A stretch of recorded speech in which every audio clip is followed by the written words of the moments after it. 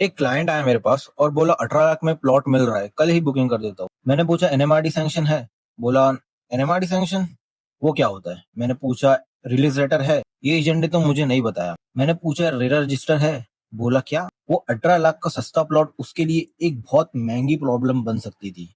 आज मैं आपको 3 चीजें क्लियर करता हूँ, एनएमआरडी सैंक्शन, आरएल और रेरा। चलिए बिल्कुल सिंपल भाषा में समझते हैं। इस वीडियो के बाद कोई भी आपको कंफ्यूज नहीं कर पाएगा। सो सबसे पहले एनएमआरडी। एनएमआरडी का मतलब क्या है? Nagpur metropolitan region development authority.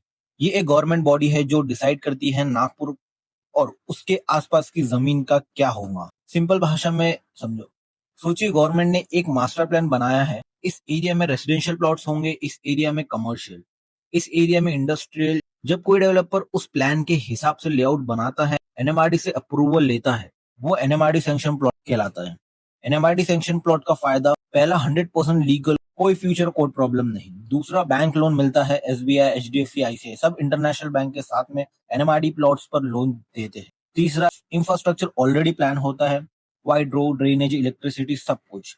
और appreciation, NMRD area fast grow करता है क्योंकि डेवलपमेंट रेगुलेटेड है। अब दूसरी तरफ ग्राम पंचायत प्लॉट, ये चीपर होते हैं लेकिन इनके बैंक लोन नहीं होते।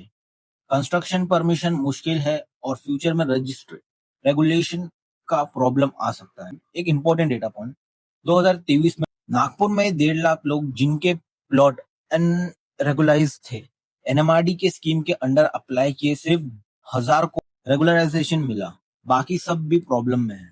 अब आते हैं रेरा पर। रिलीज लेटर एक ऐसी चीज है जिसे लोग सबसे ज्यादा इग्नोर करते हैं और इसके वजह से सबसे ज्यादा फ्रॉड होता है।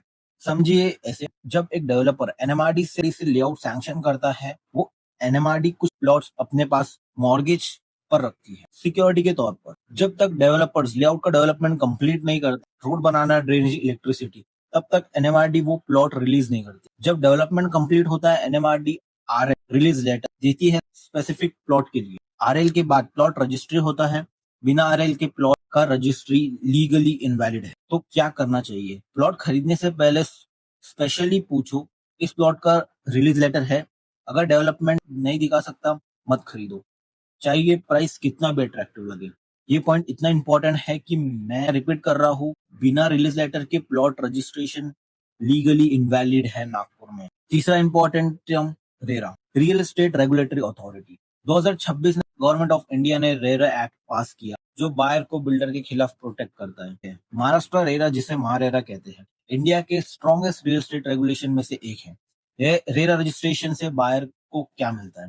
पहला, ट्रांसपेरेंसी, डेवलपर का प्रोजेक्ट की पूरी इंफॉर्मेशन रेरा वेबसाइट पर डालनी पड़ती है, फ्लोर प्लान, टाइमलाइन, फाइनेंशियल। दूसरा, प्रोजेक्ट डिले प्रोटेक्शन, अगर बिल्डर डिले करता है तो बायर्स को इंटरेस्ट मिलता है।